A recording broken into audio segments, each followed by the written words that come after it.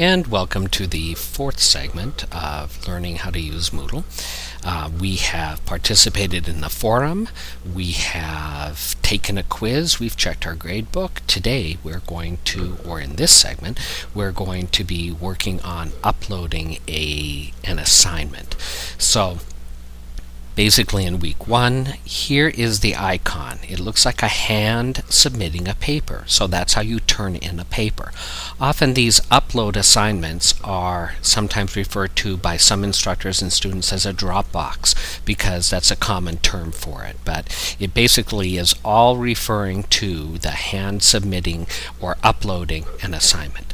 So the way that works, I've already created my file. So when I look at it here is my sample upload file as a Word document. So I'm basically going to click to submit that. Now there's two scenarios when you have to submit a file. One is that it's a file that's underneath a file size limit for Moodle, which is basically 10 megabytes.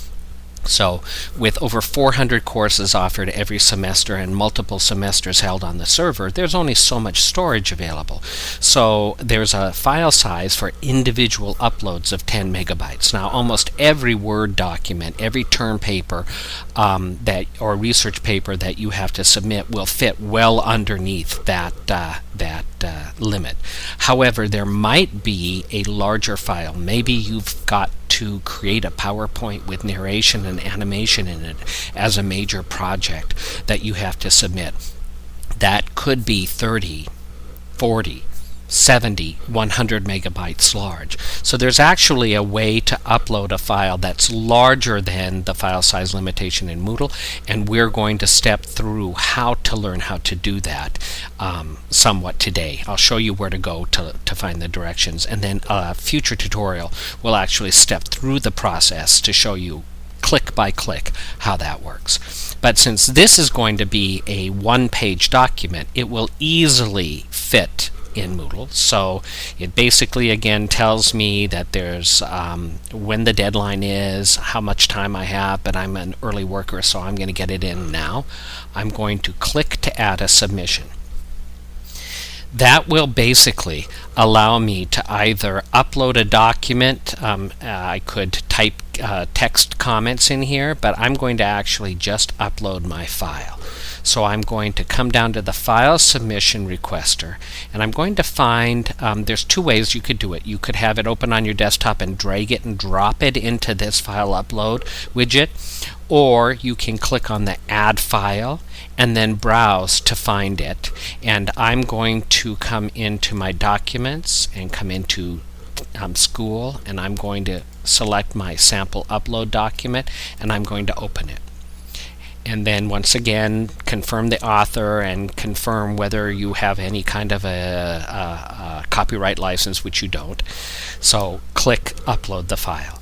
Once again, the file upload dialog box is spinning because it's sending the bits through the internet to the Moodle server, and then when it's being received, it's being scanned for viruses. There is my file showing up, and then I click Save Changes.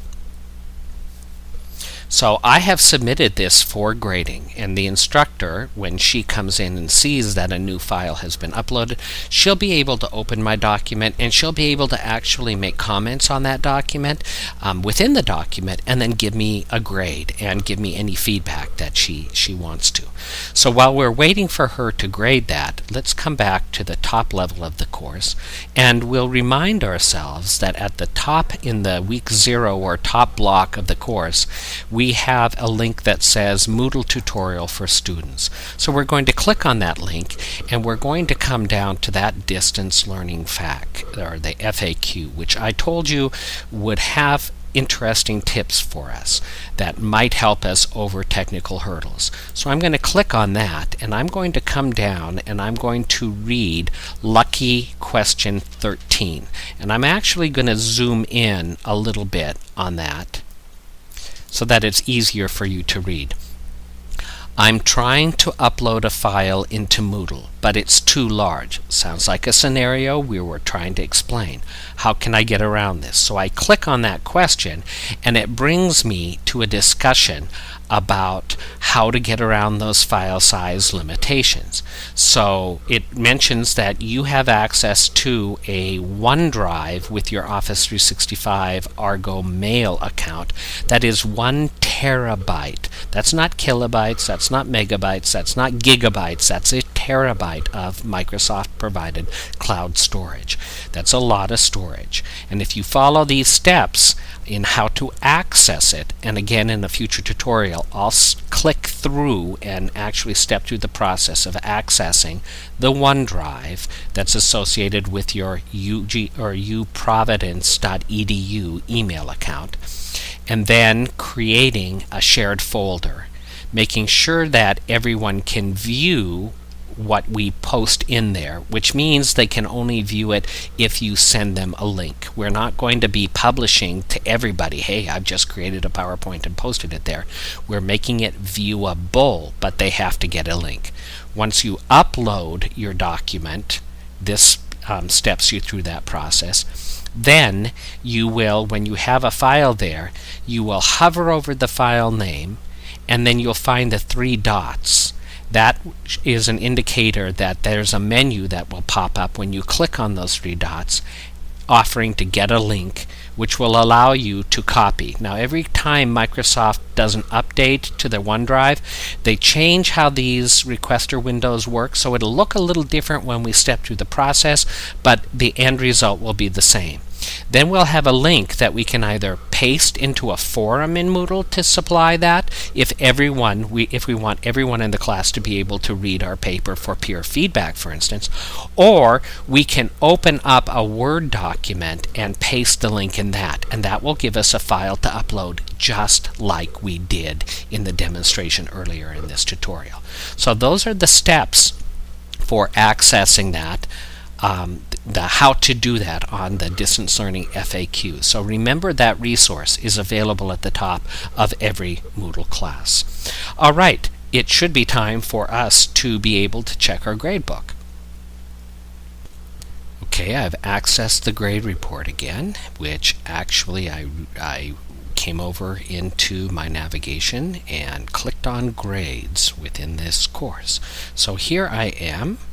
And realistically, I actually logged out and logged in the interim. I paused the recording so that I could log in as Minnie Mouse and apply the grades.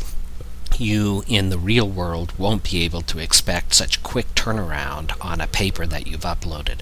It could be a couple days, it might even be a week or 2, especially if the instructor is teaching 4 or 5 courses and has 25 students in each one of those. There's a lot of papers to grade, so you can't expect it to be a 10-minute turnaround, for instance.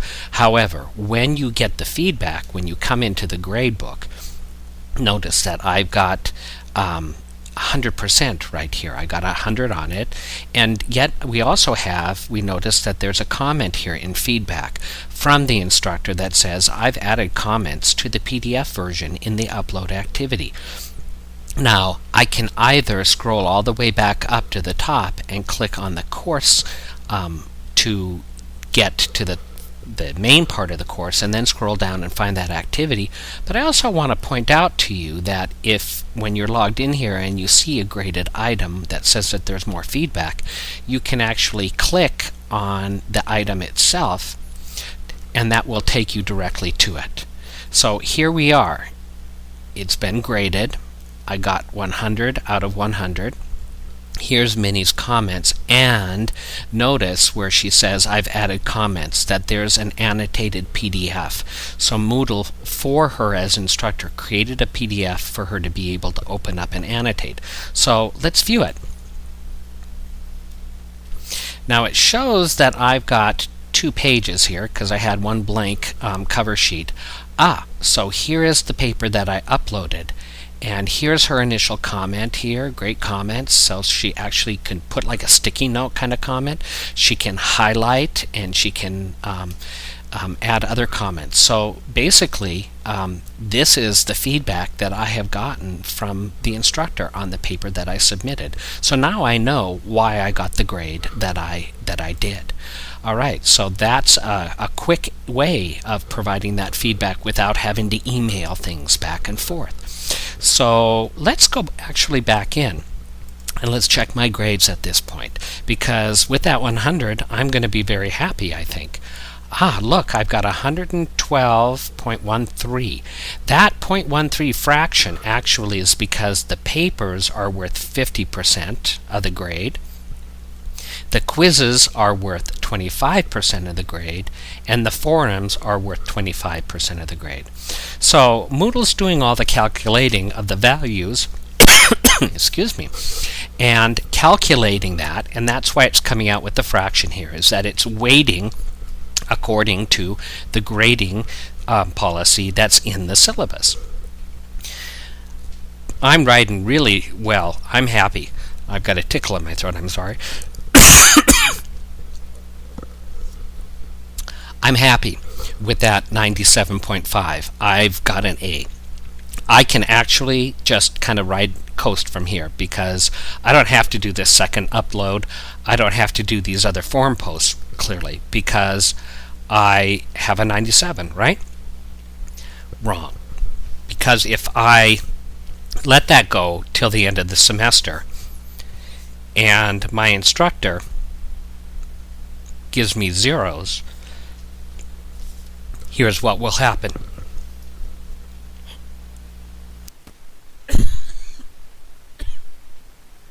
I'm going to refresh my grade, because in another screen I applied the zeros. This is what my grade at the end of the semester will look like if I don't do any. Ooh! Alright, so I got 123.28 points out of 235 possible. That means I'm writing a 52.5%. Here, I went into finals week thinking I was, on easy street, and I was getting an A. And then I end up getting an F on my transcript, and I come back and I look at this and I say, oh, I forgot. What I left empty wasn't calculated in until the zeros had been plugged when she gave up on waiting for me. So, once again, remember, this score is only on what has been graded. Empty items weren't being calculated before, and so don't get a false sense of security thinking that you're going to get an A or a B. If you have any empty items outstanding, communicate with your instructor, because he or she will be able to say, actually, if I graded you on what you've gotten done right now, you'd fail the course. That should give you a little kick in the pants to get going and get your work finished. All right, we will have one more demonstration to show how the uploading to OneDrive allows you to submit a larger file, and that will be in our fifth and final tutorial.